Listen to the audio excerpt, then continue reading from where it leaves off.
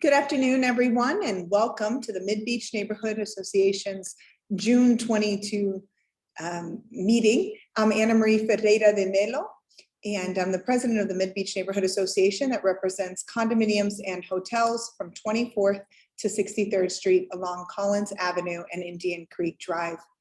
With me today is our executive committee. If we can go through roll call. Our Vice President, Deborah Lake. Deborah? Okay, we see your digital hand. Our Treasurer, Justin Jacobs. Hello. Thank you, Justin. Okay. And our General Board Member and Chair of the Indian Creek Working Group, Esteban Porcelli. Here, hello. Hey, Esteban. Good. General Board, thank you for being with us. General Board Member and Geo-Bond Liaison for MBNA, just to attend the general meetings, Robert Wabinowitz. Okay, I don't see Robert present.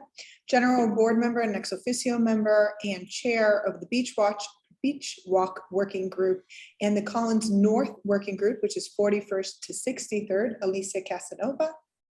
Hello. I'd like to remind everyone to please put your name, full name, and the condo you're representing. Okay. And Michelle Rudlick. Okay, I don't see Michelle with us today. And so we have quorum. The meeting is officially called to order.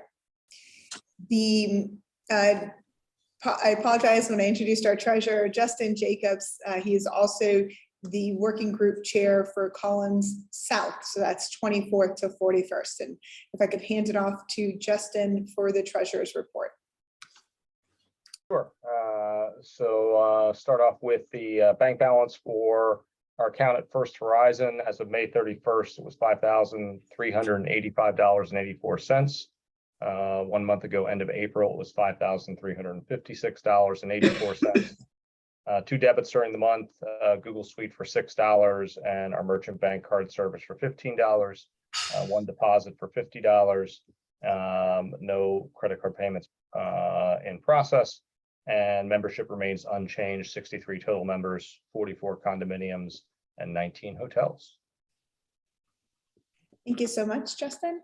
Our draft and proposed minutes for last month have already been posted on midbeach.net, which is our website where we post all of our information. I know the executive board has had a moment to review them, and so asking the executive board, is there a motion to approve the minutes?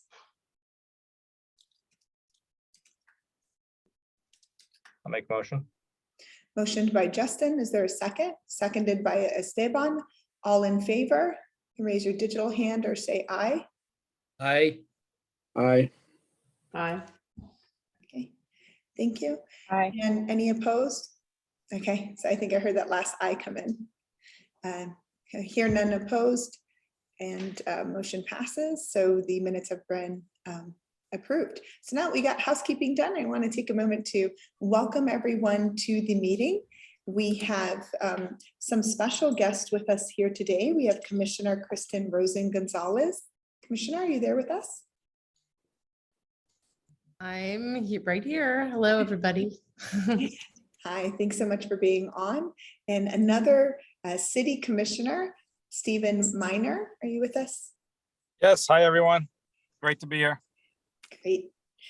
And we also have representing Commissioner Richardson is Luis Callejas. Hi, everybody. Happy to be here. Thanks, Luis. Thanks for joining us. And we have here, as well as the Commissioner, Kristen Rosen-Gonzalez, her aide, Monica Mateo Salinas. Hi, everyone. Thanks for having me. Thanks for being with us, Monica. And is there anyone that's on that is an elected official that I might have missed? Commissioner Fernandez is here. Okay, There he is. There he is. Welcome. So glad you joined us. Commissioner Alex Fernandez, It's always a pleasure. Thank you for the invitation. thank you for being with us. And did I miss anyone else? Hi, everyone. It's Danielle Mejia. I'm from Mayor Gelber's office. I'm his new Deputy Chief of Staff. I typically would have my camera on for any and all meetings, but I will admit I am homesick right now. So it's best that I keep my camera off. But it is great to meet you all, and I'm happy to be here. Thank you so much for having me. Danielle, thanks for being with us. I hope you have a real quick recovery. And if you are able to access the chat, please drop in your contact information. Love to I set up a definitely time. will. Thank you. I'll put that in right now. Wonderful. I'd love to meet with you in person whenever you're back on your feet and in the office. I would love that. I will put everything here. So anybody who wants to reach out to me, I'll give you my cell, my office number, everything. I'll plug it in right now. So Danielle, I'm not sure if you've ever attended our meetings before, but just like caution on too much information. This group is really active. So, maybe just the email might be. Okay, I'll keep that in mind. Thank you. And we also have a few other wonderful guests that are with us today. Captain Baldwin is with us. Good evening, everyone. Thanks for having me back. Great. And I know, and after last month, I thought it was it, but we did have a few safety items that came up, and we just want to assure that that we can cover them today. So thank you for being with us. We'll try to bring those up to the top of the agenda to get you back to what you do every day. Okay. And Alicia or Justin or anyone else, if you could help me out and just share if there's anyone that has anyone else that I should welcome. There's so many wonderful members on. It's great to see. No, couple of new names. Well, we have Officer Hazy with us. He'll be, I'm sure, speaking later, and Captain Greg Baldwin. Let me see. David Gomez from the city is with us. We also have my boss joining us today. Major Margallo is on the call. I see him. He even has his hand up. Major, you've been recognized. Hi, good afternoon, everybody. Nice to meet everybody. Happy to be here. I'm the new major, recently promoted for the Patrol Operations Division. So looking forward to meeting everybody and working with everybody. And what does it mean to be Patrols Division? Does that mean like the folks that are like walking on the? Everybody who's in a uniform and responding to calls throughout the entire city works for me. So that's my job. Well, congratulations on the promotion. God bless you. I feel like I don't know who would want to be everybody that's in a uniform. But welcome to MBNA, and feel free to jump in and share and give us an update. We've received several messages this past week via our MBNA chats, either safety concerns or discussions of some of the great work that those that are in uniform have done in keeping us safe. And so we'd love to hear more about that. And just before we get there, I just want to remind everyone, today is June, the first Wednesday of June. We meet the first Wednesday of every month, except July and August. And then for our hotel members, we have 63 active, or actually more than 63 active members. There's only, depending on the properties that have kind of consolidated, but there's about 115 properties in our MidBeach area. And so more than 60% of all properties in the MidBeach area are active members of MBNA. And last time we had checked, it had represented more than 16,000 condo units or hotel rooms. And so because our hotels are so busy in December, we also don't meet. So we don't meet in July, we don't meet in August, we don't meet in December. That doesn't mean we're not doing a lot of great work. Most of the work at MBNA is done at the work group level. And so the way we are structured is that we have an executive board, which is representative of the proportion of condominiums and hotels we have in our area. So we have 2 hotel seats and we have 7 condominium seats on our board. And then from the executive board members are either chair or co-chair on a working group. You don't need to be an executive board member to co-chair any of the working groups.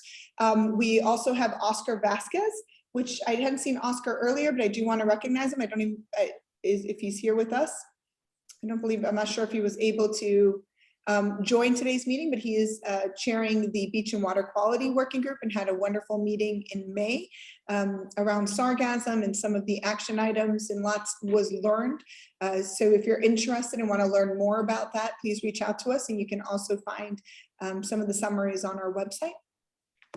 So for example, Oscar leads that, Justin Jacobs leads the Collins South, Esteban leads Indian Creek. Public spaces such as our parks or some of the public areas that we'd like to activate are led by Deborah Lake. Our membership committees, our working group is also led by Deborah Lake. And then our beach walk is led by Alicia Casanova. Collins North from 41st to 63rd is led by Alicia Casanova.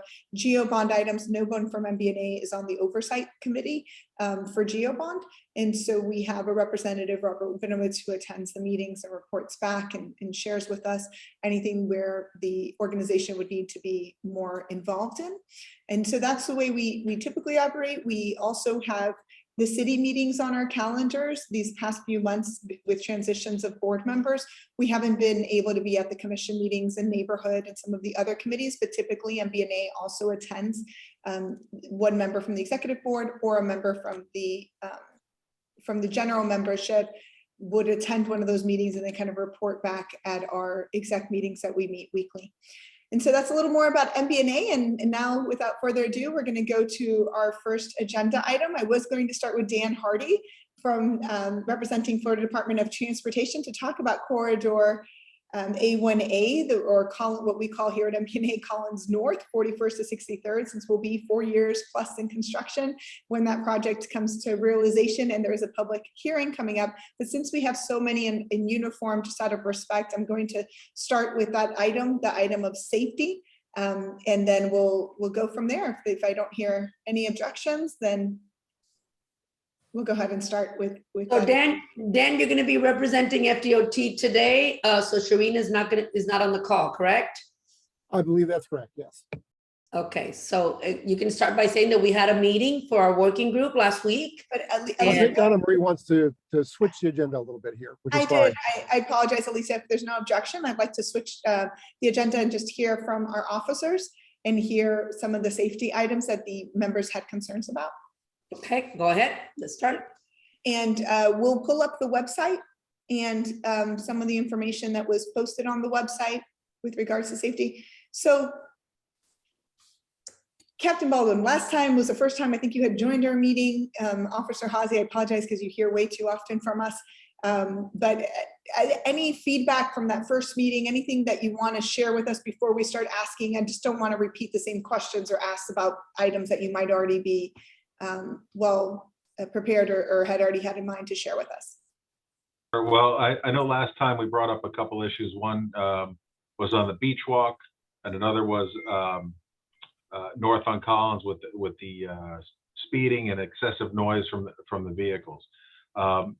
Since the last meeting, we've put a couple details in place. One is specifically focused on the beach walk, Miami Beach Drive, and Collins Avenue between 24th and 29th Street. And then additionally, that also spills onto 41st Street. So we have officers checking there on the beach walk and throughout all three shifts, addressing homelessness, addressing sleeping, trespassing, and I know some have complained about intimidation. So we have them doing that. We spread that over the three different shifts. They have really been doing a good job addressing it. We have a beach walk detail that is 7 days a week between the hours of 4 and 9. Then we have our afternoon shift that takes it on for the what we call the overlap between the afternoon shift and the midnight shift from about 9 to 11. And then we have the midnight units checking it sporadically. And then again in the morning, we have our day shift officers following up on it. Now, they're not out there the entire shift, but they're out there specifically for those areas. They've had some good results. Recently passed it along as well to our homeless outreach team. So they're going to be following up in that area and offering services. As far as the Collins, could we stop right there? So for beach walk, when you said good results, what do you feel? And it sounds like there's more detail assigned. That we had heard that there were 4, and then with the new shift, there weren't any. That we're really relying on the park rangers and some of the citizen patrols. And then we had heard from members that they had seen officers ticketing folks that were on electric bikes, on scooters, or another devices that shouldn't be on the beach walk.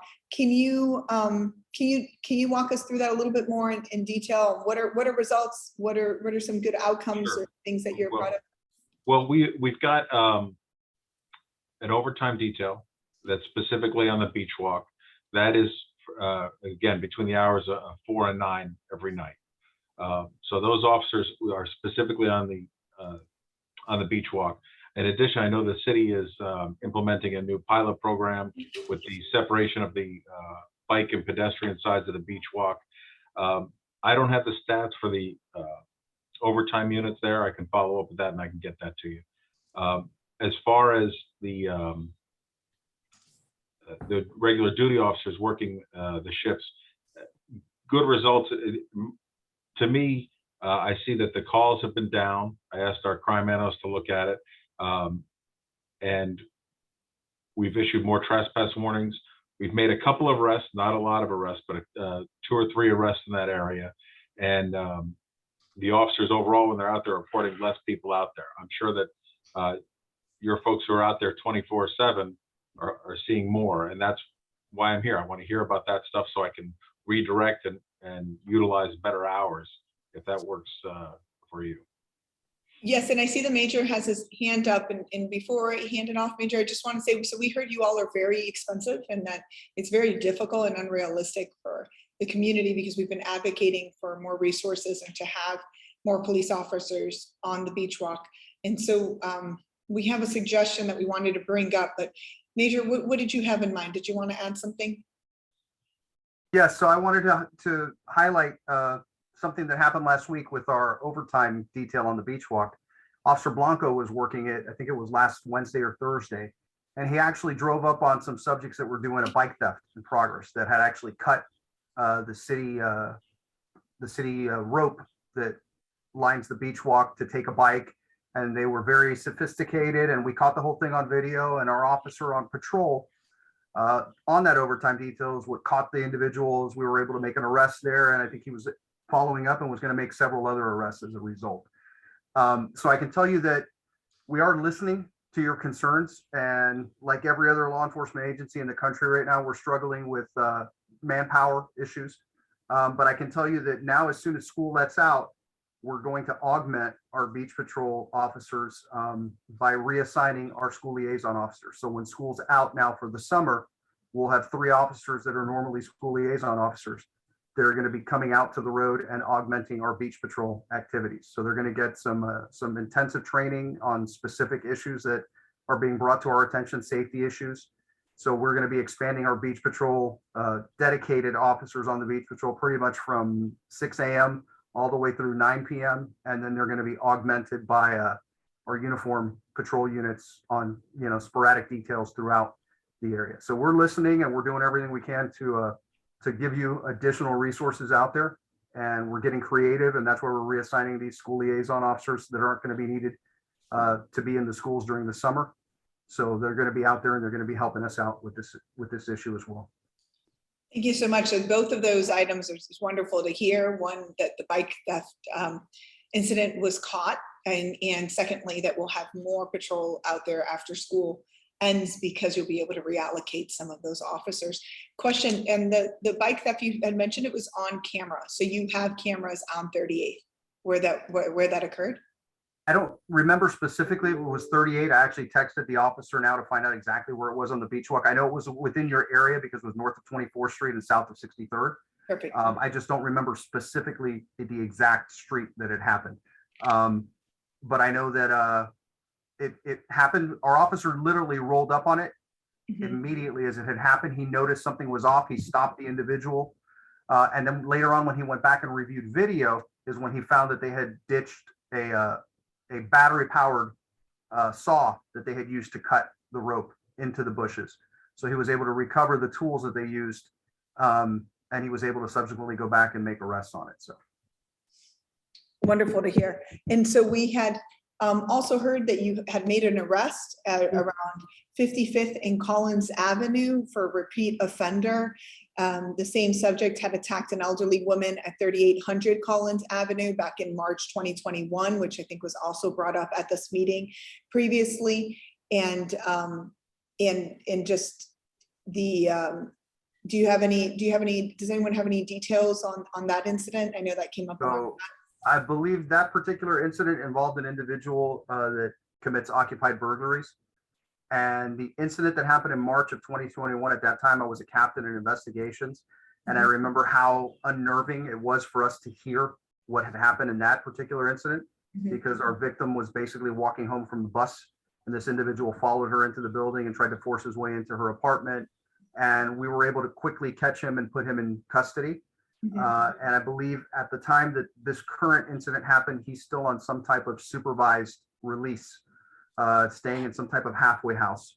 And he committed an additional occupied burglary this weekend, and we were able to get him into custody. And now he's basically been identified as a habitual offender for us, for the city of Miami Beach. Our court services sergeant is following up on that particular individual, and he will be a project for us moving forward. So if for some reason he's let out, and unfortunately at some point he probably will be let out, we will be dealing specifically with him and monitoring him to see what he does, especially with regard to coming back to the city of Miami Beach. And the question that Jay Goldstein just posted on our chat was my next question for you. Is this the same person who followed a woman home and went into the Mimosa a while back? I want to say, maybe Robert, you can remember what it was, but it was at least a year ago, I think. It was during COVID, like during the thick of COVID. Yeah, I don't know if it was specifically the Mimosa, but I remember it being, I believe, 38th and Collins. I don't know if that's the name of the building at that location, but it was an elderly lady, and she was fortunate enough to have been able to fight him off, and he fled, and we were able to get him into custody, I believe, within 24 hours of that particular No, incident. the incident we're speaking about is at 46, about 46 or 47, 47th and Collins. Prior to this incident in March, there was an incident. We had been hearing that women had been followed, had been harassed, and in the Mimosa in particular, somebody I think was followed into the elevator. And I don't want to misspeak for the incident, but he was the perp at the minute. No, oh, he was. So Robert, he is the same person. He is the same man, Robert? This name, Miguel Bravo? Do we know? No, he's not the same person. Okay. No, that's not him. So there's another one. So I think this just goes to show, why we've been concerned. And Alicia, if you want to stop So sharing. yeah, so when you share community advisories, we love that because we can post it on our website and let the condos, mostly with an incident regarding condos, we can post the picture, because I'm sure they'll come out of jail, bail out soon. So it's important so we can see their faces. There was also a group that was doing some kind of burglary or thefts of hotels, of certain items in hotels. And one time we had posted it, and those at Eden Rock were very active in MBNA, and the security director had recognized it from one of the similar postings, because you all had provided that to us. And so whenever you can, we'd be happy to send it out to our membership and share it. Are there any other safety concerns aside from, I know the beach walk in particular and some of the interactions and the pilot, aside from that project, are there any other safety concerns that any of our members would like to bring up to the officers? You mentioned that for the summer, we'll have the police force from the school system. Past that point, have we looked at a program similar to the DDAs in the city of Miami with their orange shirts, of having folks that are contracted out, so they're not city employees or they're not police officers, but they're contracted out and serve in that, just having more eyes on the street and for the beach walk itself, and connecting folks to different resources and kind of guiding or helping. People get a little lost when they come into our mid-beach areas, especially in the areas that we don't have as many street ends, and they don't know where they're at.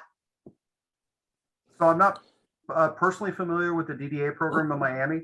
I can tell you that when we go back to the schools, Sorry, Major, you're muted. oh, sorry, can you hear me now? Yes. Okay, so at the end of the summer, we'll have additional resources that are coming off the FTO program. And that in concert with some additional officers that are coming out of the academy, I'm hopeful that we're going to be able to go back to having dedicated beach walk officers in the similar fashion that we had in the past, where we had 4 officers that were assigned to the beach walk. And that's our goal, is to be able to bring that back once we get our staffing back up in the fall. So if everything goes to plan, we'll have the school liaisons there for the summer, and then we'll be able to staff it in the fall moving forward. But the ones that you had previously were in very odd hours. They were not our peak hours. Will your hours be different for the fall if you're able to get back 4 officers? So I can definitely tell you that I'll work with Greg so that we can identify the peak hours that we need to have coverage out there. And then the schedule will be in line with either overlapping during the peak hours or covering those peak hours for sure. Okay, great to hear. Even if we have to do it by supplementing with the overtime detail that we currently have now. We have one more question in the chat, and it's about the woman that was attacked while feeding the cats near the Faena. Was that person caught as well? I don't know if Greg has been able to get an update yet from criminal investigations on that. Last I heard, the case was being actively worked, but I haven't seen any updates as far as whether or not he's been arrested. Yeah, I don't have any updates on it. I've reached out, but I'll see if I can get that information for you. I do not believe an arrest was made, but I know that they're following up on some leads. Okay, great. As always, we want to encourage, we feel MidBeach is underrepresented in your data. We doesn't represent all that goes on in our beach walk, on our waterway. It's, you know, more and more we're seeing lots of different, you know, intimidation was a good word to use, but just annoyances and just uncomfortable situations in our community, as well as minor activity that we don't always report into the police. And so we want to encourage our members to report.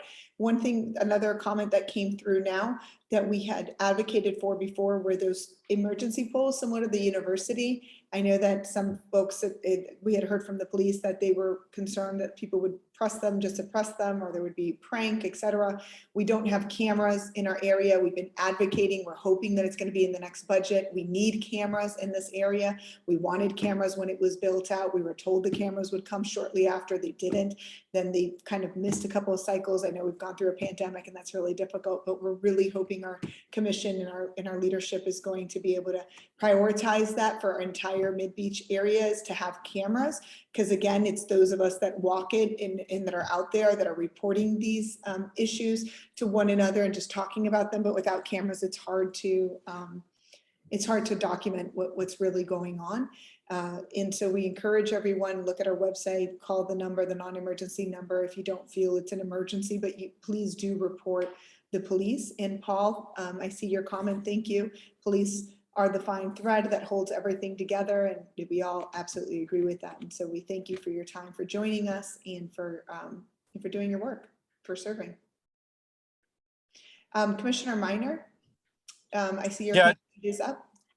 Great conversation, Anna Marie. Thank you for bringing it up. And I know many of you know, but we've passed a lot of legislation, a lot of which I proposed, but a lot of legislation in the last 6 months or so, especially dealing with habitual offenders. And it's not perfect, as you see, as described here, but we are prosecuting anyone who has which we have jurisdiction over. We are prosecuting if they have a prior arrest. We have hired a consultant, Izzy Reyes, who's now working with us on the more severe habitual offender cases. So we're doing a lot of things. We have a police sergeant, Melissa Rodriguez, who's now going to bond hearings to advocate on behalf of the city. So we're really trying to make a push on these cases, especially for repeat offenders. Thank you. We really appreciate that. And honestly, if you're a repeat offender, the beach walk is just a perfect haven to hang out. People are coming in and out. Not everybody's from here. I mean, it's just, it really lends itself. And so, especially if you don't have cameras and we don't have eyes out there or any kind of enforcement to help support the community, it makes it difficult at certain times of the day. So thank you so much, Commissioner Minor. Commissioner Minor, I know you also did the Citizen Patrol program, and I believe Valerie and others who participate are also on today's meeting. Have you all looked at that program, such as like the orange shirts in DDA or in downtown, and the ambassadors that would not like the Goodwill ambassadors, but the ambassadors that would actually be contracted, not necessarily by the city, but through like a subcontract, and so it doesn't go through like the pension or the other programs that we have in the city. Has that been considered by the commission? I know I've discussed with the chief some different programs. I can't say I've discussed this specific one, so I did jot it down to discuss with him. So I'd like to look into that. But other programs similar to like this, you know, I don't think there's been an appetite for it. I think there's a certain amount of training that our police, like even the civilian volunteer patrols, Valerie, for example, has gone through some extensive training. So I think our department wants to make sure that they have that level of training. That's wonderful. And by the way, we are expanding the CVP program. There's a new training program that's starting. So anybody who's interested, we're definitely looking to. We have 5 now, and look to continue growing it. And please add it in our chat. We'll be happy to share it with members. A comment from someone? If I could just jump in, because I can't raise my hand on this chat, but in response to your question, and I know that we have Alba Torres on the line, I believe that one of the programs we've funded through the city has been contracting for homeless outreach, and it's one of the things that we're working on. And I don't know, Alba, since we've met out there on the beach walk, specifically in this mid-beach area, to address some of these homeless issues, and I know it's one of the issues that you brought up, not just the city resources, but actually private contractors that would actually be present on the beach walk to better offer resources and engage with the homeless population in a way that perhaps the city can't. And we've walked that out there, and you've kind of educated me a little bit on that. And through Anne-Marie, if I don't know if you want to expand on that a little bit. Absolutely. Thank you, Commissioner. My name is Alba Tarre. I'm the Director for the Office of Housing and Community Services. We house the Homeless Outreach Services Program. And that's exactly one of the things that we're looking to do with our budget enhancement, is to have specialized outreach for mental health and co-occurring disorders. And we find that it's something that is definitely needed, especially in the afternoon, evening hours. And so we're very excited about that project. We're also looking at different avenues for employment programs for our homeless, as well as augmenting the services that we provide. So thank you so much for having us, and any questions that we can answer, we'll be more than happy to. Thank you, Alba. And so when you were discussing the kind of the enhanced or with the additional resources, would that be like the green shirts from the city of Miami that are also with the homeless trust, like throughout the county, that would be able to come into the city of Miami Beach and like be seen on a beach walk? Or I'm just wanting to better understand that. So our city actually has our own homeless outreach services program. And so we have a walk-in center that is located at 771 17th Street. So that's right in front of City Hall, where we offer our homeless population services such as shelter, relocation, referral services. That's completely funded through our general funds in our city. And so we also have specialized outreach for mental health and co-occurring disorders for our clients, our homeless clients that unfortunately are suffering from those issues. And so what we're looking to do is, right now, our services are 7:30 a.m. to 4 p.m. And what our goal is to be able to augment what we're currently doing to reflect from 7 p.m. all the way to 3 a.m. So we're very excited about that. So and that would be in the next budget cycle, just to make it clear. That would be starting on October 1st. After it goes through the budget cycle, and if it's approved, we'd be looking to enhance very soon. So we're looking at all the different alternatives and possibilities. That's very exciting, and absolutely, I think it's going to have an impact here on MidBeach, from under the bridge over at 41st to some of our other kind of nooks on the side roads leading into the beach walk, as well as in our dunes, et cetera. I'm sure that would be a great use. And so the thought is to, in addition to our homeless outreach team or green shirts or however, that specialized outreach, the orange shirts serve as ambassadors and they're trained similar to your civilian volunteer patrol, but that they're not within the city employee structure. And so you just have a little more flexibility. It's not as cost and resource intensive. It's a little bit of a different model that is in many cities is complemented. It's separate from the homeless outreach, but of course they receive in some sort similar training because of their interactions with the community. So if we could please keep that in mind. And Commissioner Rosen Gonzalez, we appreciate your comment in the chat, and we recognize that anyone can reach out to your office to speak with you more about it one-on-one. And thank you, Commissioner Minor and Commissioner Fernandez, for your insight and for connecting us to Alba. We appreciate that. Any other comments before this item is adjourned?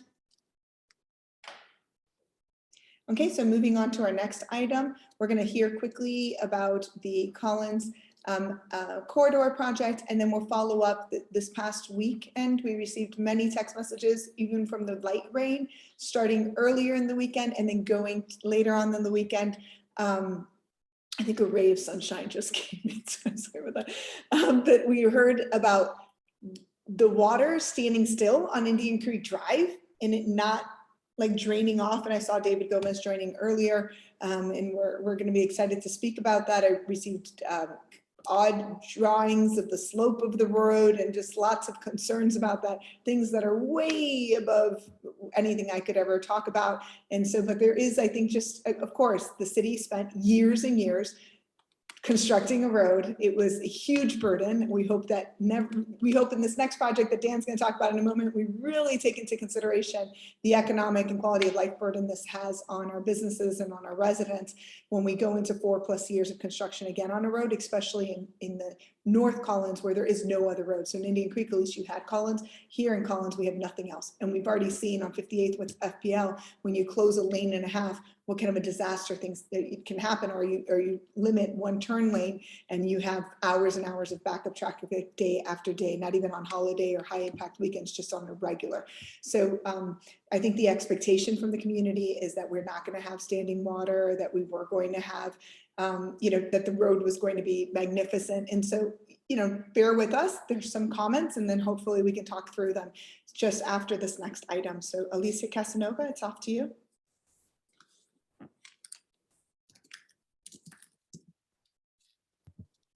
Oh, Alicia, I think you're on mute.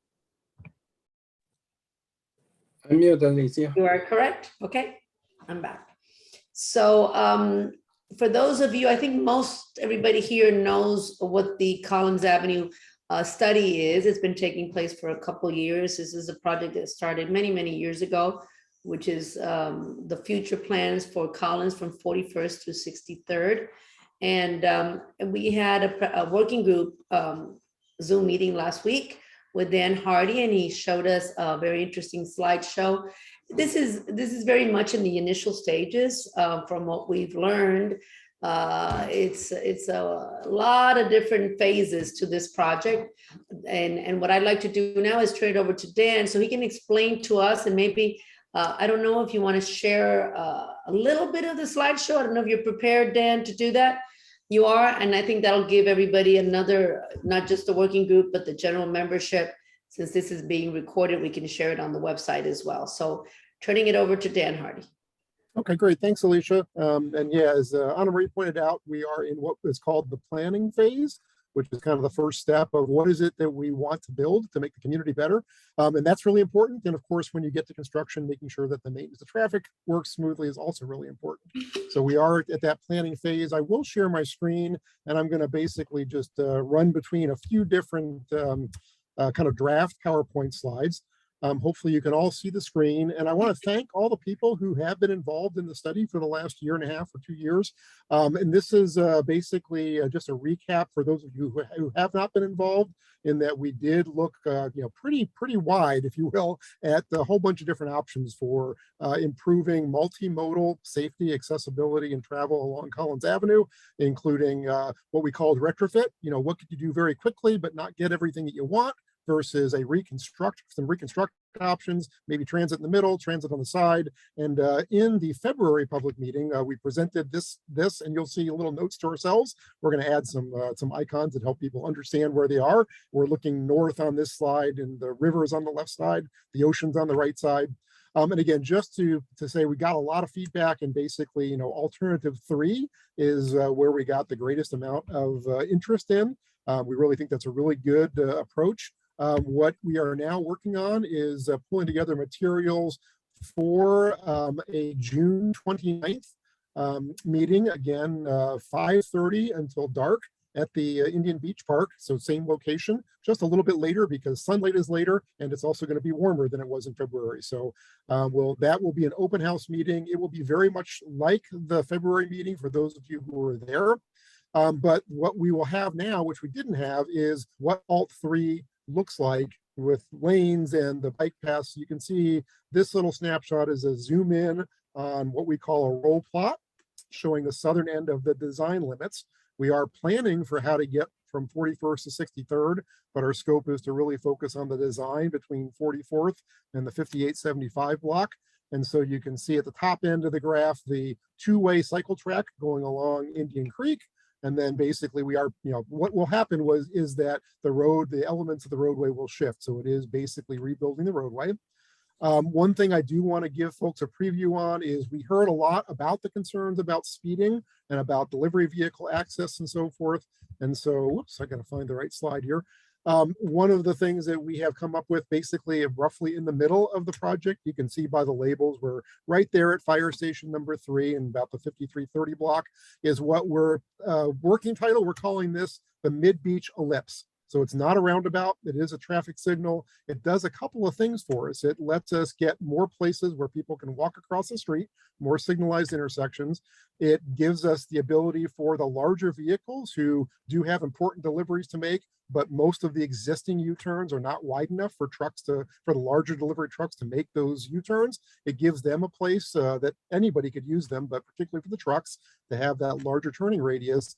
And it does, for at least the southbound traffic, introduce, the technical term is vertical deflection. It puts a curve into the roadway. And so just like, if you are familiar with roundabouts, it gets people saying, something's happening, I should slow down a little bit. So that is an advantage to it.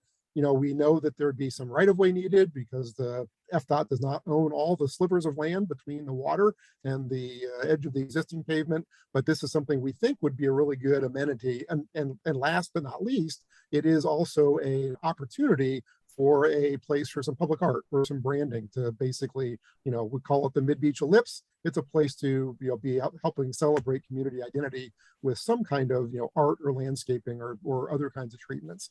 Those are all parts of more details that will happen in the next phases of the study. But I do want the biggest thing that we're going to be looking for in the June 29th public meeting is any questions, concerns, feedbacks. We're going to have a couple of examples like we did last time laid out on the table for people to talk to the engineers and planners in the room and make markups and so forth, so we can take any final kind of ideas or recommendations and wrap them into the final report that would then lead into the next phase of the study. I suspect there will be interest in that as well. And the last thing I will share is one of our last slides. Whoops, let me get to the right place here. I thought this was going to be easy, and it turns out, of course, there's always a wrinkle. Is that we basically, again, are wrapping up the planning phase of the study. What will come next is basically a project development and environment study that will then lead to design and to construction. And as it's been mentioned, this is a multi-year process. It's something that every project in FDOT goes through. But I do want to emphasize that one of the things we'll be looking for and asking about is that there are some things that could be done to improve, particularly safety now, that don't need to go through all of the details of PD&E. And so, for instance, the new connection to the beach walk at the 57 Ocean property, we will be recommending a new traffic signal and crosswalk at that location to better connect the beach walk to the cycle track. And so that's something that could probably move forward separately.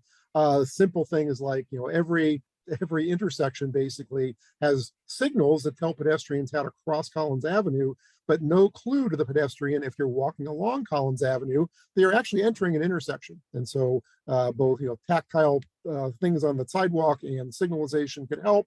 And there are a bunch of curb space management techniques that also don't need to wait just to do maybe some policy and operational changes. So this we suspect we'll also get some good commentary during the 29th meeting.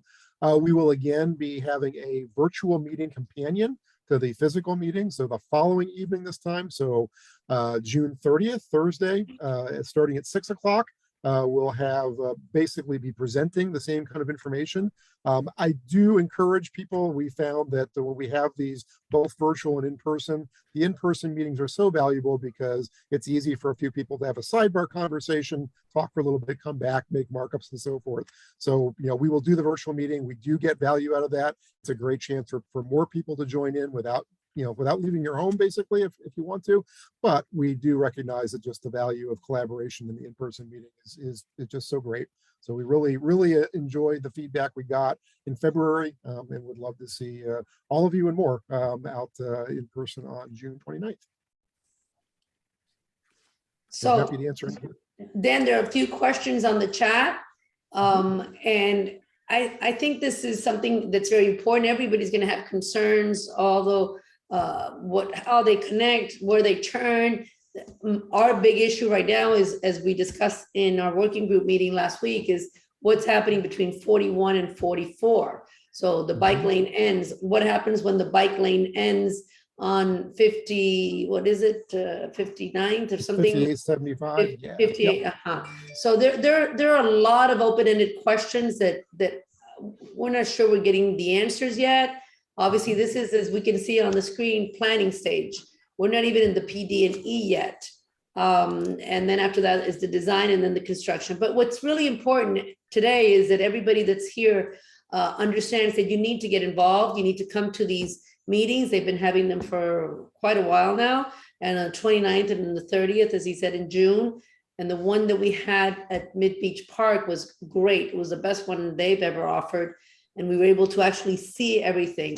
Because if you come in when this is already in the PD&E stage, which we hope we can add 41 to 44, and that's what we were told by the FDOT, that it was a possibility, because without it, it'll be a disaster, Dan, honestly. I mean, we can't just have bike lanes that end nowhere, that all of a sudden they end, and what do you do and where do you go? So they're trying to do a crossing where it ends on 58th. If you can show that there, that would be good. But the one on 41 to 44, that one we haven't seen yet. And that's got to be a lot more than just a surface repair. So anyhow, if you can all go, because there's a lot ahead. This is how many years, approximately 5 years from now? Probably about that. Yep. Before we even break ground. So it's a long ways away. But right now, this is important for the community to get involved and give your ideas and see how we can figure this out. Yep. Go ahead. Dan. Just to real quick, a couple thoughts here. One is, again, information we did present in February was just conceptually, we realize it is frustrating that, you can't build everything all at once.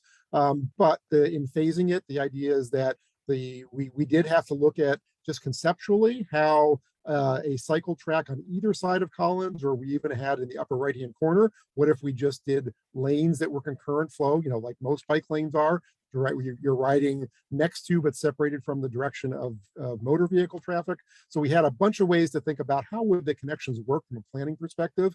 One of the reasons I think even early on, we know there's just a lot going on with all modes of traffic down at the 41st Street area. So that, that's conceptually just completing the little dash. It's only three dash dots, right? So that should be pretty easy, but still there is going to be right of way and drainage and so forth to deal with. So that is where I think FDOT is optimistic that there's probably an answer there that could be added into the PD&E. And the northern end, there's more physical constraints, so it might take a little bit more effort on the northern end. You did ask about that very northernmost location. And the key at both locations is basically, so now we're looking Collins Avenue, if you can see my little purple arrow here, access to the beach walk. This is the new connection that 57 Ocean is providing. And so we are recommending a new traffic signal that would basically be about as close as you can get to that beach walk location, and that to temporarily end the cycle track, it would basically be cyclists would be next to the sidewalk, and then that cycle track would end and cyclists would become pedestrians for at least the section to get to the signal. And this is what happens today. You know, north of this location, it would kind of be the same as today. The brave cyclists could cross at the signal and continue on riding with traffic. Some cyclists will choose to do that. More timid cyclists may say, I'm just going to stay on the sidewalk, and that has, you know, some legal implications about the safety of bikes and peds, but that would be the shortest thing to kind of get up to 63rd Street and to the path that exists north of 63rd Street. So you know, some will say, I'm going to cross here, and then I'm going to go to the beach walk and continue north on the beach walk. And again, we recognize that there's pros and cons associated with that, because you're always trying to make sure all the different modes of transportation get along with each other.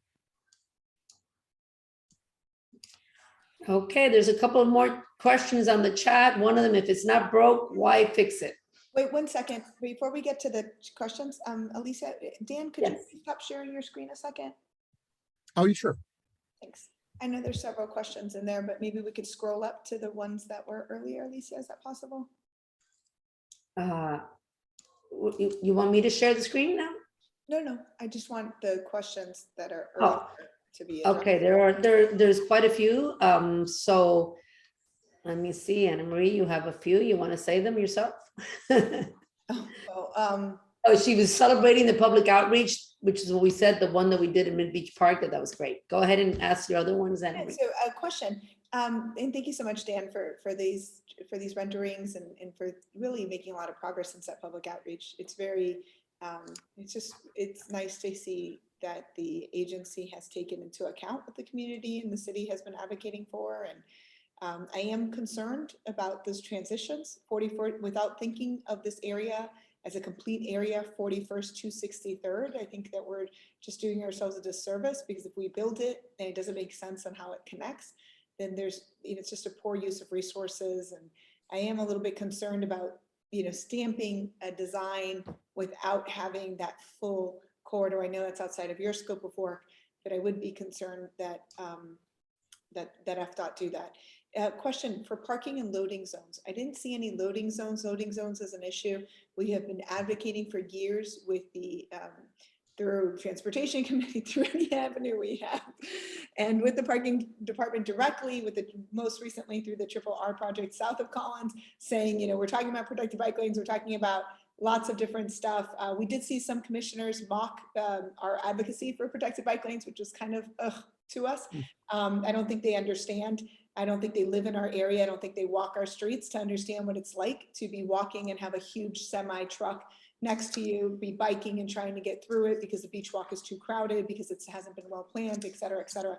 And so, you know, just from a community standpoint, having a comprehensive loading zone looks like it makes sense for throughout the city, but it's absolutely essential to our hotels, to our condominiums. People are moving in, moving out. There's parties. It's not fair that Fontainebleau gets to call the police and shut down 2 lanes of Collins Avenue, or other hotels, or any condominium for that matter, in our community, and then we're stuck in traffic trying to get through because we don't have a loading zone, and so everyone's parking on the streets, and they just hire, you know, overtime detail, and it seems like everything in the beach gets done that way. If you hire the police, you'll get what you want, and it just seems unfair and poorly planned from the city's perspective not to have loading zones. And so I was wondering if I heard that several times in the public meetings, and I just didn't see it reflected in this design. So I was wondering if you all were considering that.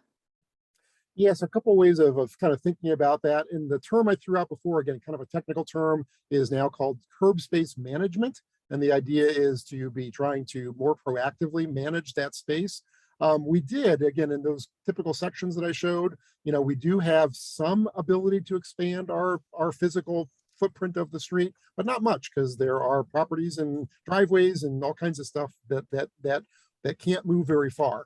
And so if you recall, we looked at things like, if you put the transit in the middle, could we get by with just 2 lanes of traffic on Collins? And I will say that from a general planning perspective, we think that on a general typical day, you probably could get by with 2 lanes, but you've just experienced the problem when it's not managed well. I mean, and not that it's not, it's just when things happen, some resiliency, some redundancy in the system is good. So we do recommend, our recommendation is to keep it at 3 lanes in each direction for the time being. One of the things that's in the city of Miami Beach's transportation plan is ultimately to maybe take that curb lane and make it a bus lane, stripe it for buses. The idea of curb space management is that that could be something that changes by time of day. It could be that during rush hour, that is a transit lane. Could be that during off-peak periods, it is a loading zone.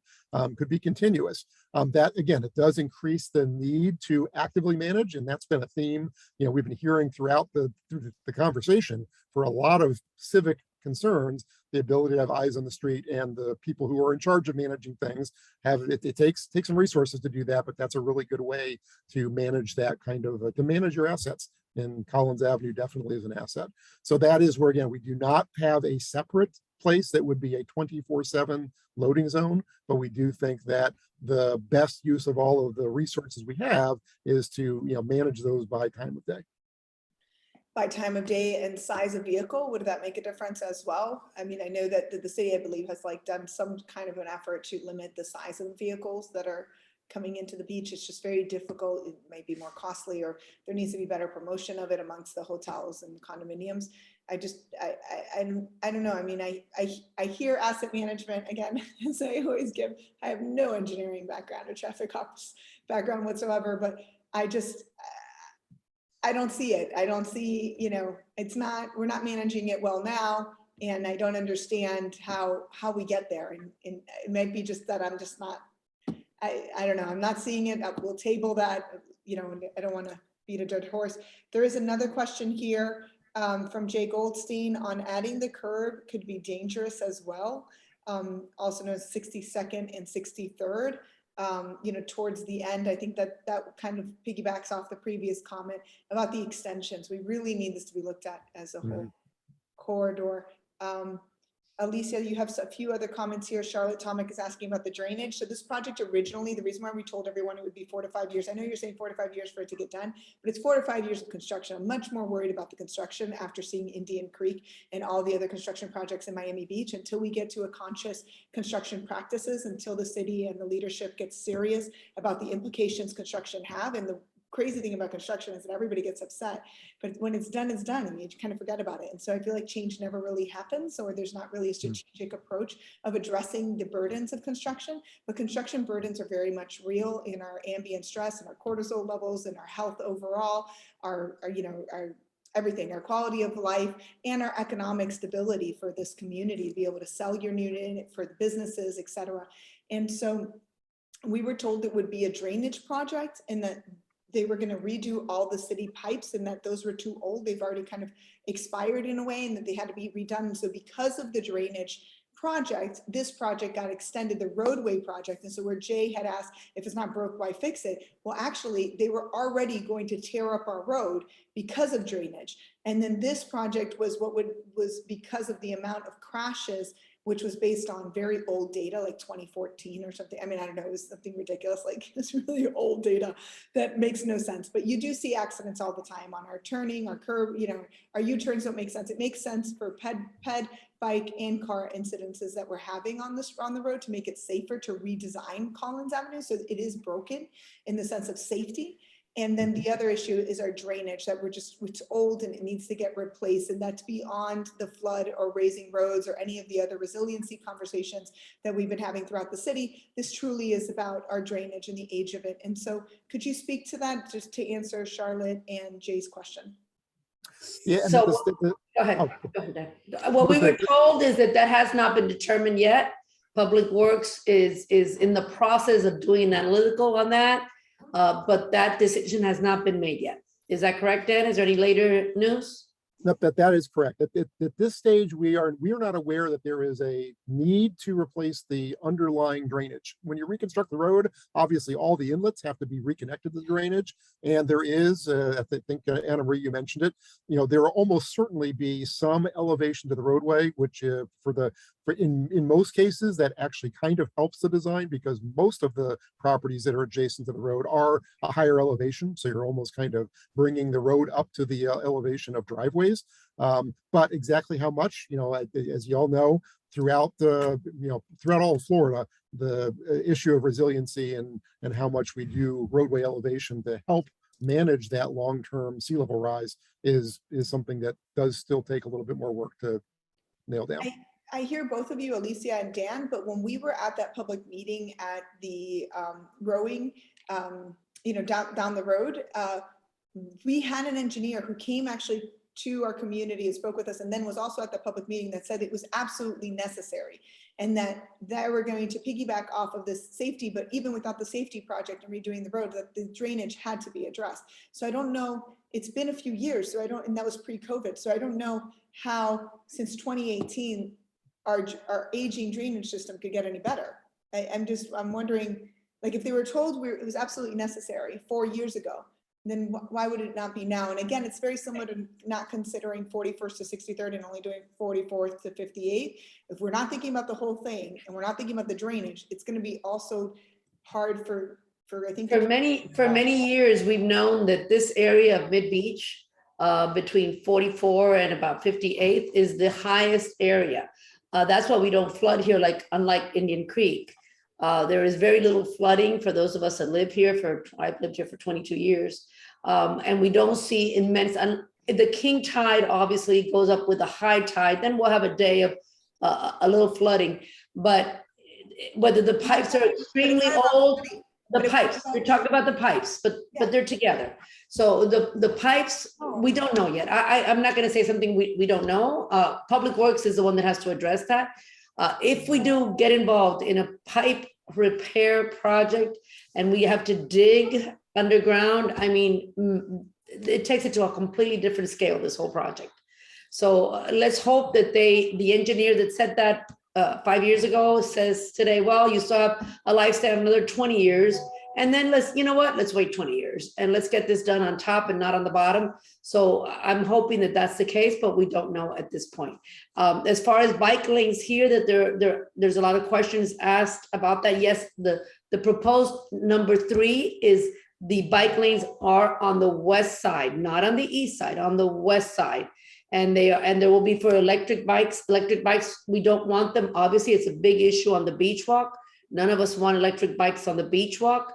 Will they be allowed on the street, on the west side bike lanes? Probably. They have to go somewhere, as long as we get them out of the beach walk, because they shouldn't be where pedestrians are. And we've understood, by the way, that they're finding a lot of electric bikes on the beach walk lately, so that's good. What else is there here? We talked about now. That's all for this item, but we can go ahead and promote it for the public meeting. And I don't know if you have anything else, Alicia, for this work. No, other than while we were discussing this, Commissioner Minor sent me something and I immediately posted it on the website. And it's, if you want to go back real quick, if you allow me, Anna Marie, just to share it real quick regarding the Civilian Volunteer Patrol Program. It's on midbeach.net. Go to the home page, scroll down. There's a couple of interesting things here regarding hazardous waste, and right below it, I shared with Commissioner Minor, just shared with us. And it's, you want me to share it? Yes, sure. And then Robert is also here, the aide of Commissioner Minor, and has put his contact information in for this program if you're interested in the Civilian Volunteer Program. So going back to this, because we do need civilian volunteers. That's how we're going to get this all resolved for now and all these issues that are going on. So here are the direct links to Commissioner Minor's office and to Rick Clements, his aide. So just wanted to share that with you. And then he shared this, which is interesting stats of the number of arrests being made that were made from October 20th. If you can just scroll down and take a look at it yourselves, that would be some interesting info for you to look at. Thank you so much, Alicia. So transitioning from this item to the next, do we have anybody here from the city of Miami Beach that is part of Public Works? Anyone from Public Works? regarding the old pipes underneath Collins. You know, I can't let things go, right? Like, everybody already knows how intense I can get about certain things. I'm so sorry about staying on that. Okay, we don't. Capital improvement, though. I see David Gomez is with us, and I don't know if others on the call. I think Justin and Esteban and Robert and some others that had seen those comments come through and wanted to discuss the slopes and the water, the standing water on Indian Creek. I want to open it up first to the city and then allow for this, for the community or for the members to participate via the chat or via voice. David? Good evening, everyone. I want to apologize. For some reason, my camera is not working, so I'm not sure what's happening with that. I hope you can hear me. Yes, we can hear you. Thank Okay. I'm not sure how to address the comments. I saw some stuff earlier today regarding drainage on Indian Creek and potentially some stuff in underground garages, but I don't have locations or any other. So I don't think that the garages one, I think that was accidentally sent. I don't, yeah, the garage one was accidentally sent. I think that was more talking about north of 41st. The big concern or for the item for today's meeting is about the drawing of the slopes of the drawing of the roads and the slopes that should, that look like. Ana Maria, Mhm. let me tell what happened. Sign, it was reopened to traffic just 2 months ago. The following was observed during some rains. The water didn't not run off as it should be. Taking in account the slope must be at least 2% according to FDOT and design drawings. When the rain stopped, it took a long time to the water to be drained. And this was due to the rolling of the vehicles. I have made a simple verification of the transversal slope of the road, and I can confirm that the bicycle line has a 2% slope. That is okay. The traffic light on the east, the center of the road has 0 slope percent. That means it's flat. And the traffic line in the east side has a variable slope. In the future rains, I will make a graphic report with photos and videos to illustrate these anomalies. In my opinion, the city of Miami Beach should order an inspection to verify these construction defects, as well as the lack of testing and verification. This is a simple thing to do, but it's difficult to fix. That's it. Esteban, thank you so much for your leadership as the chair of the Indian Creek Working Group. I know it wasn't you that had brought up this item originally.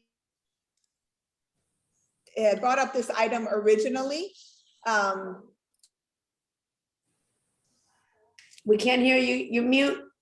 But I do appreciate that you have taken those comments and have gone out and looked at it and looked at the plans and measured the slopes and made a recommendation. This is something that we, Mr. Gomez, we hadn't specifically said it was one place because we were getting comments about the entire road. And after just a little bit of a drizzle, there was water standing. And so that seemed confusing to those that were commuting through the road or lived near the road. And so I think Esteban has made his statement. I don't know if you have any comments. No, the only thing I can tell you is that the project is currently going through the finalization of as-built and the verification of everything on the project, so that we're still in that closeout phase. Okay. One of the things we are doing is just that, looking at the as-bills to make sure that all of the slopes are there and everything is the way it's supposed to be. We are looking for any indication of this because it's not necessarily the slope on the roadway that could contribute to this. It may be as simple as a setting on the pump station that is triggering the pump station a little too late or a little too early, or so those kind of adjustments and tweaks are still ongoing. I just need to get a little more information on the observations and where it's happening so I can help to determine, or actually have the engineer and the contractor determine what the causes are and what the indications may be. Justin, you drove through there. You want to share what you experienced? Sure. So it was this past weekend, and I don't remember what night we had the heavy rains, but it was post the heavy rains when it was really raining rather lightly, and it would have been south of 37th, so call it between probably 30th and 37th, if I'm kind of guessing. So maybe it would be good, David, if somebody went by, there's a storm expected Friday and Saturday, a tropical storm, which will cause a lot of rain and flooding. So if somebody can go out there and actually do the walk and see what Esteban is saying, not only Esteban doing it, but if somebody from the city can do that, that would be really important. We're hoping that what you said is true, because if after all this, we get flooding on Indian Creek, this would be a horror. So let's hope that the project isn't completed yet, and that slope, Esteban, that you say is flat, can be repaired accordingly, so that this does not happen again. This is, it happened not only with the heavy rain, with The early, light rain. yes, it's no problem with the hurts. bump in the station. It's only because the slope is not correct. That's it. The Whoa. situation is easy to verify. It's very easy for the contractor and the inspector from the city or inspector from the company who inspect the work. That's it. It's David, you were off. I just admitted you, and what we're saying is if you can please go by there this weekend where storms are expected. David, it's really important that somebody be sent out there to address this issue. This is very serious. So please make sure that somebody gets out there. Friday, Saturday is going to be heavy flooding. I will expected in Miami. absolutely do that. I feel like somebody that got kicked out of the theater at the best part. Just when I was hearing where this was occurring, I lost it. When I saw you trying to come in, I go, what do you mean? He didn't hear us? What I Just to caught repeat, was between 30th and 30th, 37th, yeah. But no, it's almost from 39 to 27. It's all of the way. Oh my. The new work, but it never is going to be flood. It's going to be 1 or 2 inches because it's not big or deep flood. It's going to be not going to, so it's not going to all those drains, is what you're saying. The water is not flowing to the drains. It's staying flat. Exactly, because it's not a correct slope. The water remain in there, and then this is removed by the traffic.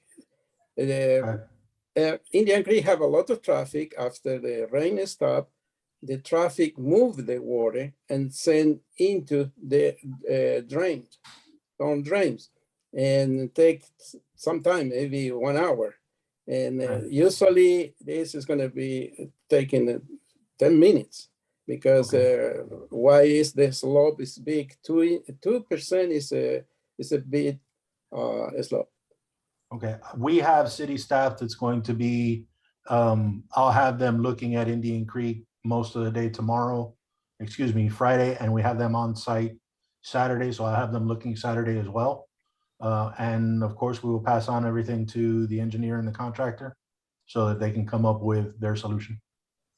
Perfect. Thank you, David. Jim, I hear you, and I hope our elected officials also hear you, because all we can do is kind of laugh. I don't know if it's worse than ever, but that it's not perfect is just beyond. Well, we can't even go there. Let's not go there. I don't even know why we're having these conversations. I can't go there. You're right. I just gotta laugh and move on. So our final item for today's meeting, we have just a few minutes left, and we do want to. That's another funny questions in the chat. Who's held accountable? I want to laugh to that one as well. I even think the general inspector did like a report on this project. I mean, I don't know.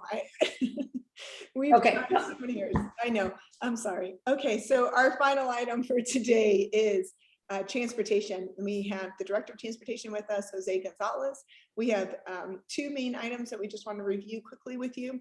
The first one is 41st Street and the turn to go westbound. If you could give us an update. We heard that you gave a spoiler at a community meeting earlier this week, and so we wanted to hear what you have to share with everyone. Sure. Good evening, Anna Marie. Good evening, everyone. So the dual southbound right turn lanes is something I mentioned at the last meeting, is something that we're working to bring back. That intersection of Indian Creek and 41st is under FDOT jurisdiction, under their purview. So we had some, discussions with them as to how do we bring those two lanes back sooner rather than later. They said they, appeared to be amenable. They just said you got to go through the process, which requires submitting a plan for what it will look like, in the temporary basis. And so we did that, and we submitted the plans to them, I want to say probably about 2 to 3 weeks ago now. Now DOT does have, they have a certain number of days or month or so to review plans and get back to the applicant. So we're still within that review time. We followed up with them earlier this week, I believe on Tuesday, to see what the status is. And as soon as I find out, I'll report back.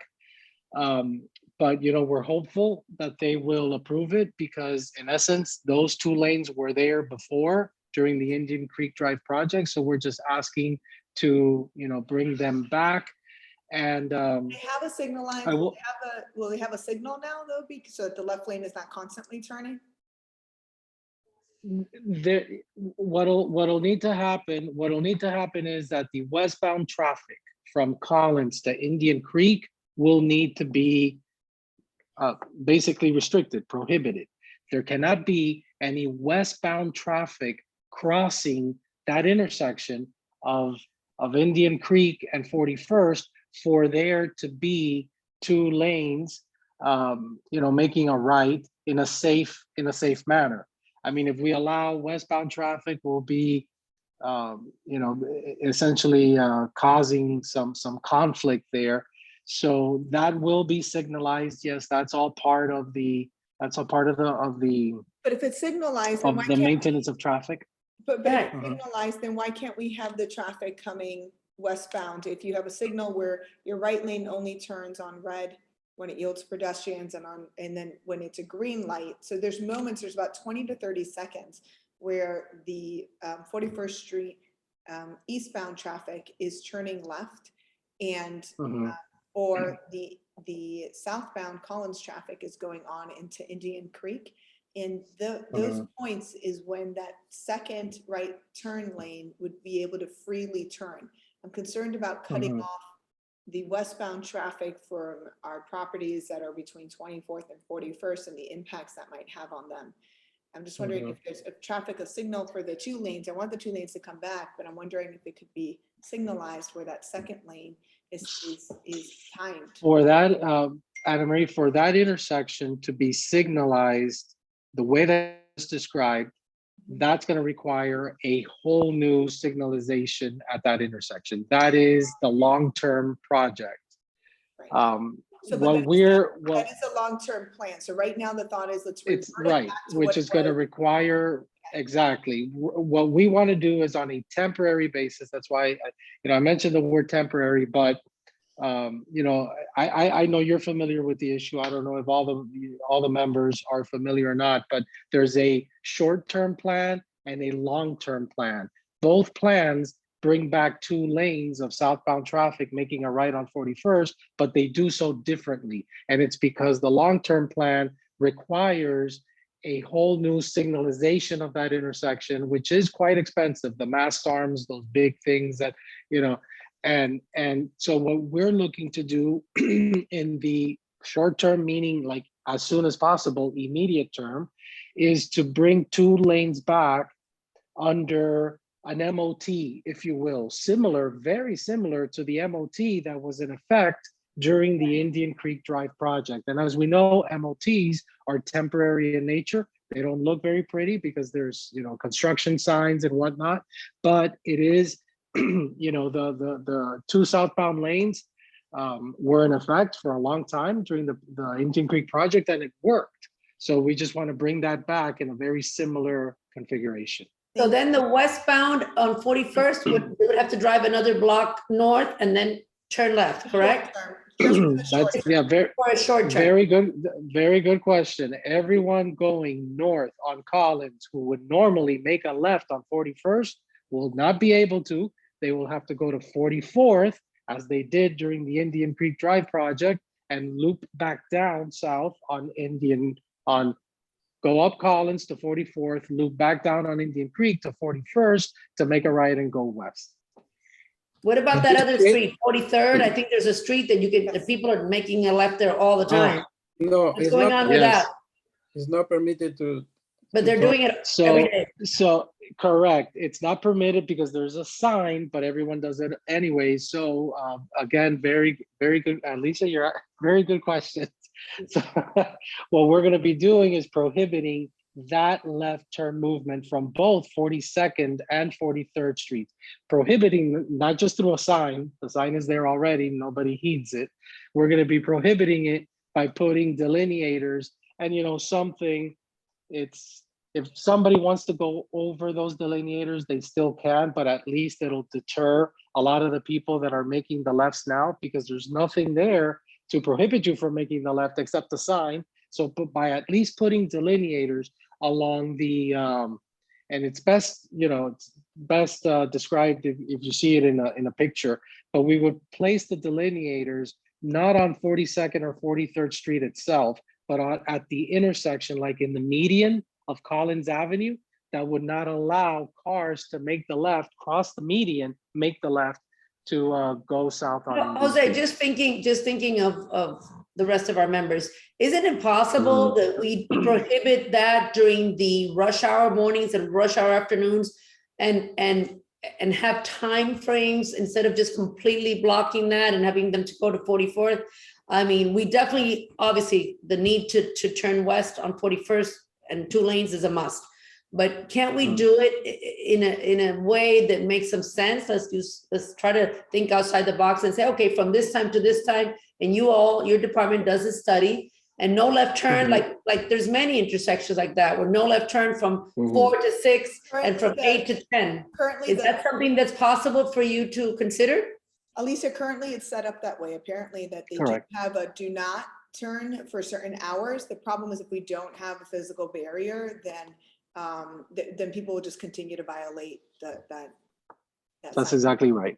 Yeah, the That's safety exactly right. way is go to 44. Okay. It's the safety way for every driver. Safest, Because there are It's also- traffic light and it's easy. Question, and I know that Commissioner Fernandez has been so generous to look into the loading zones for the city. For CVS on 41st Street, they're using Collins Avenue as a loading zone. Is that permitted, Jose? CVS on which street? 41st Street, like at the 41st and The Collins. CVS on 41st, Collins. I would say it's not, but we would need to take a look at their loading plan to see what was approved by the city before I could tell you, whether it's legal or not. But it doesn't sound like it's a legal, And that's operation there. that is parking. Maybe parking could attend our next working group meeting. It could be police or parking. Either police or parking can cite the vehicle or the driver because for blocking a lane. Who permitted it? Who provided that permission to them? Oh, well, I don't know that there was a permission. I need to look at their, loading plan when that CVS was approved to see what conditions there were there. Perhaps they were only allowed to do that during certain hours of the day. I'm not sure. I'd rather not speculate. I need to look and see what was approved. Normally, blocking a lane of traffic is not something the city will approve because it's illegal to block a lane of traffic, a moving lane of traffic. So, but I'll go ahead. Jim. It's something that I've sent an email out already about this, and it's something I'll be following up on because Jose is right. We do have to look at what was approved for their load-in at that site, and we may have to get parking and police involved. And so I'm sending out an email about this so that we can follow up on this specific issue. And I see that there's been comments about it in the chat as well. So we're on it. Thank you so much, Commissioner Thank you. Fernandez. Jim, you had a Of course. comment? Jim? Unmute, Jim. Okay, yeah, CVS regularly uses the eastbound lane on 41st Street in front of the side of their store's loading zone. Sometimes they have multiple trucks parked there unloading. They'll also use the front. There is no loading zone. They also have a valet parking garage that exits onto 41st Street where you're not supposed to be able to make a left. But the last I looked, the only sign telling people not to make a left out of that garage was in the garage. There was not a city sign telling them not to do that. Now, traffic is kind of low at this point in time, but when people come back for the season, there is going to be an absolute nightmare turning left onto 41st if the eastbound lane on 41st is blocked by a tractor trailer unloading in CVS. So, and that's their business plan, okay? If you go there, you know, every other day there'll be a trailer. That's their business plan. They have nowhere else to put it other than on Collins Avenue in front of the store. And if they put it on Collins Avenue, it interferes with the Hampton Inn and the pizza place that also unload on Collins Avenue. So the real question is, who gave CVS a permit to build a store there when there was no loading zone? And that's really what I'd like to know. Yes, and we're hoping we're gonna fix that loading zone. I mean, Esteban is kind of laughing because he'd like to know too, right? I know, because all of us have been talking about it. I do want to, because I think there's some confusion. So we are not talking about CVS on 41st closer to Prairie Avenue. We're talking about Collins Avenue. We're talking about the CVS Collins on and Collins 41st. Avenue and Yeah, 41st. exactly. The new CVS that's in the same building with the Hampton Inn that was recently built and opened. Okay. We were very surprised when we learned about that. And it's not really a drugstore, okay? It's a convenience store. You can't get prescriptions. You can't get greeting cards. I mean, it's not a drugstore. It's a convenience store that was opened. So let's just be clear. We didn't bring a drugstore with a needed service to this neighborhood, okay? We opened another convenience store, and we provided no loading zone for the convenience store. Thank you so much, Jim. Unfortunate. Commissioner Minor, and then this is the last comment. We had one more item, and I'm going to speak about it, and then we're going to move on. Commissioner Minor? Yeah, just briefly, this week I got a number of complaints about delivery trucks, FedEx's, UBS, others parking, blocking off lanes. So I spoke with our city manager, Lena, and Chief Clements. So they are going to enforce those. I mean, I had specific locations for that, not in your area, but I mean, Jose will follow up. I'm curious what happens there, but we should definitely report that when we see businesses blocking lanes if it's not permissible. Yeah, and Kevin Polillo can probably send you I don't know, Kevin, how many?